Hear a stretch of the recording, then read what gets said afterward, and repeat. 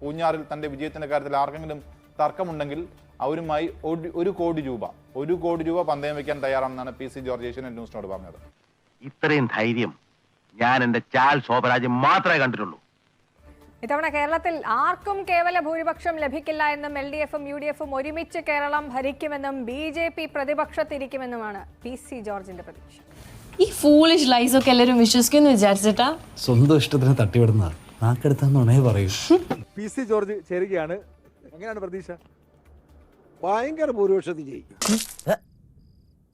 ഒരു സംശയം വേണ്ട. അതിന് ആർക്കെങ്കിലും തർക്കം ഉണ്ടെങ്കിൽ കടന്നു വരാം, പന്തയം വെക്കാൻ തയ്യാറാണ്. ഞാനിങ്ങനെ പന്തായം ഇതുവരെ വെച്ചിട്ടില്ല, പക്ഷെ എല്ലാരും പന്തായം പറയുന്നതുകൊണ്ട് 1 കോടി രൂപ വെച്ചിരിക്കുന്നു. ആർക്കും വരാം. പാലായിൽ എന്താ അവസ്ഥ? പാല 100% ഷോൺ ജയിക്കും.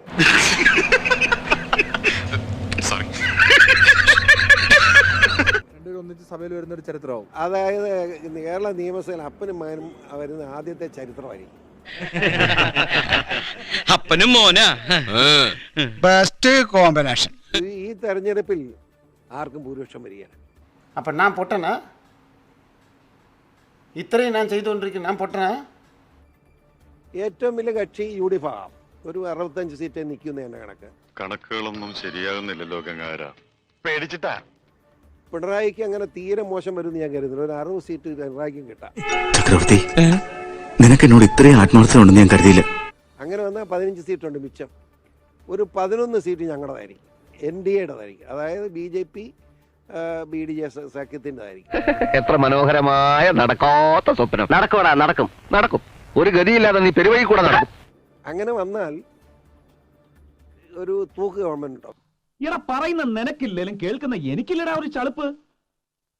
ദൈവമേ, ഞാൻ ചോദിക്കുന്ന ഒരു സംശയം, കേരളം ഒഴിച്ച് ബാക്കി എല്ലാ സംസ്ഥാനത്തും ഇന്ത്യ മുന്നണിയാണ്. കമ്മ്യൂണിസ്റ്റും കോൺഗ്രസും എല്ലാം ഒന്നാണ്. കാര്യമായിട്ടാണ് പറഞ്ഞത്, തമാശക്കാണ്? കാര്യമായിട്ട് തന്നെയാ പറഞ്ഞത്. എന്നാ കൊള്ളാം. ഒരുപാട് തമാശ എനിക്ക് ഇഷ്ടമല്ലട്ടാ, പറഞ്ഞേക്കാം. ഈ കേരളത്തിൽ മാത്രമേ ഇവന്മാർ രണ്ടായിട്ടിരിക്കേണ്ട ആവശ്യം എന്താ? അവർ രണ്ടും കൂടെ ഭരിക്കട്ടെന്നു. ഞങ്ങൾ പ്രതിപക്ഷത്തിൽ ഇരുന്നോളാം, ഞങ്ങൾക്ക് സന്തോഷത്തോടെ പറയുന്നത്. എന്താ ഇത്രയും പോരെ? താനേ എനിക്ക് മനസ്സിലായി. 2029 ഞങ്ങൾ ഒറ്റയ്ക്ക് ഈ കേരളം ഭരിക്കുന്നത് ഞങ്ങൾ കാണിച്ചത്. അപ്പൊ പിന്നെ അടുത്ത മുഖ്യമന്ത്രി എന്താ ഇത്ര സംശയം? താൻ തന്നെ. എന്താ എന്തു പറ്റി? ഒന്നുമില്ല. ഇനി മുഖ്യമന്ത്രി സ്ഥാനത്തേക്ക് പറ്റിയ ഏക നസ്രാണി താൻ മാത്ര. എന്നാ ഞാൻ അങ്ങട്